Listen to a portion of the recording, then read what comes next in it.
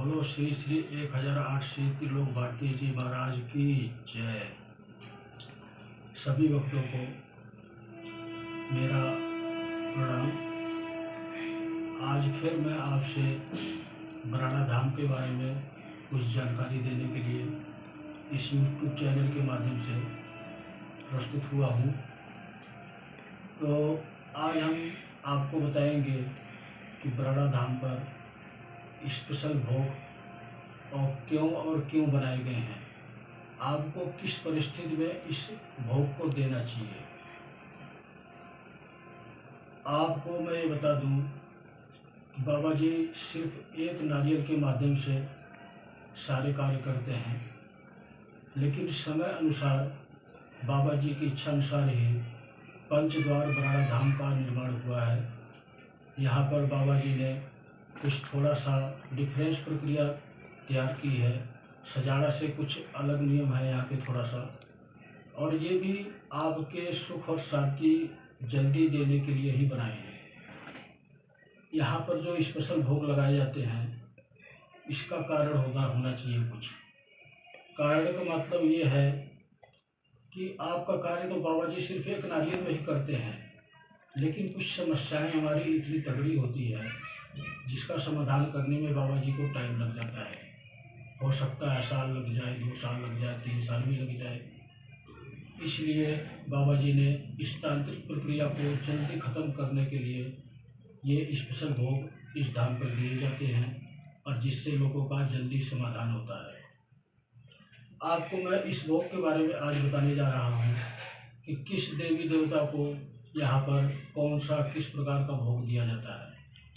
आपको सबसे पहले मैं बाबा श्री त्रिलोक भारती जी के बारे में जानकारी देना चाहता हूँ, क्योंकि आप लोगों ने सुना भी होगा एक दूसरे भक्तों से, और आपको पता भी होगा शायद कि बाबा श्री त्रिलोक भारती जी शिव जी के अवतार हैं, और उन्हीं की तपस्या की इन्होंने, और उन्हीं की भक्ति की, और अपनी समाधि सजाड़ा में ली, और समाधि के माध्यम से बाबा जी आज अपने भक्तों का भला कर रहे हैं, कल्याण कर रहे हैं। आज उन्हीं के माध्यम से बराड़ा धाम में भी लोग ठीक हो रहे हैं और अपने घर को खुशी होकर जा रहे हैं। बाबा श्री त्रिलोक भारती जी को आप भगवा वस्त्र कम से कम 2.25 मीटर, पगड़ी आप अपनी इच्छा अनुसार जितना लेना चाहते हैं ले सकते हैं। जिस भी कलर की इच्छा है आपकी, आप उस कलर की पगड़ी चढ़ा सकते हैं बाबा जी को। साथ में त्रिशूल और चिमटा, जो मिनिमम कम से कम 1.25 फुट होना चाहिए। अगर इससे ज़्यादा कुछ आप इच्छा है करते हैं, 5.25 फीट या 3.25 फीट, 2.25 फीट, 4.25 फीट, वो आप अपनी इच्छा अनुसार चढ़ाएँ। साथ में कोई मिठाई का भोग बाबा जी को अवश्य लगाएं।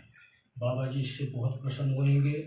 और साथ में जो बाबा की टीम में काम करने वाले लोग हैं, जैसे बुद्ध भारती जी, आयदान भारती जी, भगवान भारती जी, सभी लोग उसी भोग में से अपना भोग भी स्वीकार करेंगे और आप सभी लोगों का कल्याण करेंगे। अब हम बात करते हैं महाबली हनुमान जी को क्या भोग लगाएं। जो पंचमुखी रूप में बराड़ा धाम में विराजमान है, उनको आप कौन सा भोग लगाएं तो वो जल्दी आपसे प्रसन्न हों। आप 1.25 मीटर या 2.25 मीटर लाल वस्त्र ले आएँ, और साथ में 5 लड्डू का भोग लगाएं। लड्डू लाल होने चाहिए, या किसी अन्य लाल मिठाई का भी भोग आप लगा सकते हैं। और सिंदूर का तिलक करें उनको, जिससे वो बहुत प्रसन्न होते हैं और आपके कष्ट, आपकी समस्या का समाधान निकालेंगे।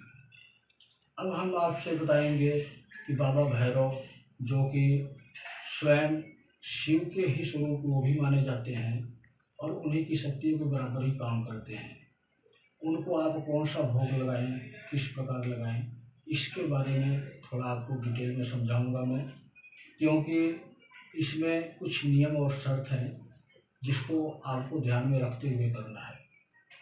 बाबा भैरव को 1.25 मीटर या 2.25 मीटर वस्त्र चढ़ाएं, और सबूत उड़द, काली उड़द सबूत, ये आप अपनी इच्छा अनुसार जितना आपकी इच्छा है उतना ले आएं।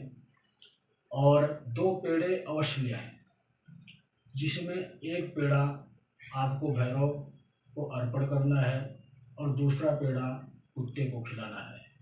कुत्ता अगर आपको काला मिलता है तो ज़्यादा अच्छा होगा, अगर काला कुत्ता नहीं मिलता है तो किसी भी कुत्ते को आप खिला सकते हैं।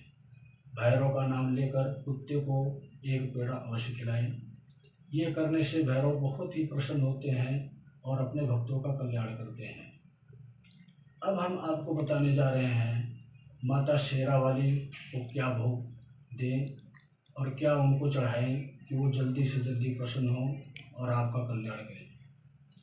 आप शेरावाली माता जगदम्बा, माँ दुर्गा भवानी, अष्टभुजी भवानी, जिसको सभी नामों से विख्यात हैं, उस माता शेरावाली को आप हलवा और पूड़ी का भोग अवश्य लगाएं।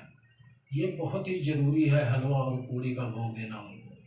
इसके सिवा आप अगर कुछ भी नहीं देते हैं, कुछ भी नहीं चढ़ाते हैं, वो आपसे प्रसन्न होकर आपके कार्य पूर्ण जरूर करेंगे। लेकिन अगर आपकी इच्छा है तो अपनी इच्छा अनुसार नारियल, चुन्नी और लौंग, पतासे, इलायची, आपकी जो श्रद्धा है आप वो और उसके साथ दे सकते हैं माता शेरावाली। अब हम आपको बताने जा रहे हैं माता महाकाली, महामाई भवानी, भुजी का ही स्वरूप, जो कि भद्रकाली के नाम से जानी जाती है। इसके बारे में थोड़ा सा आपको हम एक जानकारी और देना चाहते हैं। माता महामाई काली के दो स्वरूप होते हैं, एक होता है शांत स्वरूप, एक होता है प्रचंड स्वरूप, जिसमें संहारक स्वरूप जिसको हम कहते हैं। उस संहारक स्वरूप को मुंडमाला अति प्रिय है। वो जब भी आपका कार्य करेगी, मुंडमाला के बिना आपका कार्य नहीं करेगी। इसलिए मेरी विनती है कि माता महाकाली को, जो बराड़ा धाम में विराजमान है विकराल स्वरूप, इस माता को अगर आप मुंडमाला अर्पण करते हैं और साथ में पेड़े का भोग लगाते हैं तो वो अति प्रसन्न होंगी और आपका कार्य जल्दी से जल्दी करेंगी। बस इसमें आपको थोड़ा सा ये ध्यान रखना है कि साथ में अगर और भी कुछ आप अर्पण कर सकते हैं माता महाकाली को, जैसे 2 जोड़े पान और 5 पतासे, इसके साथ और भी कुछ, जो कुछ भी आप इच्छा करते हो कि मैं ये माता महाकाली को प्रसन्न करने के लिए दूं, वो आपका काम और ही फास्ट करेंगी और ही जल्दी करेंगी। लेकिन इतना ध्यान रहे, आपको ना तो कोई बलि देनी है, ना ही किसी प्रकार का कोई दारू शराब ऐसा कुछ भी नहीं देना है, ना ही भैरव को देना है, ना ही माता महाकाली को देना है।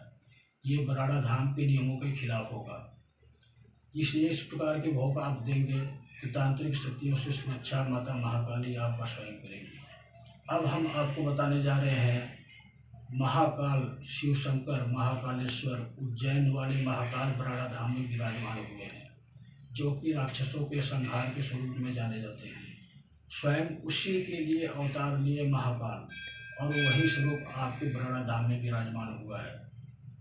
महाकाल को प्रसन्न करना है तो बहुत ही आसान है और बहुत ही सरल विधि है। सिर्फ भस्म उनको चढ़ाएं और भोग लगाना है तो गुड़ का भोग लगाएं। वो अति प्रसन्न होंगे और आपके कार्य जल्दी से जल्दी पूर्ण करेंगे। लेकिन आपको भी चाहिए कि अपनी तरफ से और भी अगर आप कुछ कर सकते हैं तो वो अवश्य करें। आपको अगर अवसर मिलता है बराड़ा धाम में आकर महाकाल को स्नान कराने का, देसी घी का लेप लगाने का या दही का लेप लगाने का, तो वो और प्रसन्न होंगे। जिसका समय होता है सुबह 8 बजे से शाम के 4 बजे तक। 4 बजे के बाद कोई ना तो जल चढ़ाएगा, ना ही कोई भक्त उनको किसी भी प्रकार का लेप लगाएगा। जय महाकाल, जय बाबा त्रिलोकनाथ।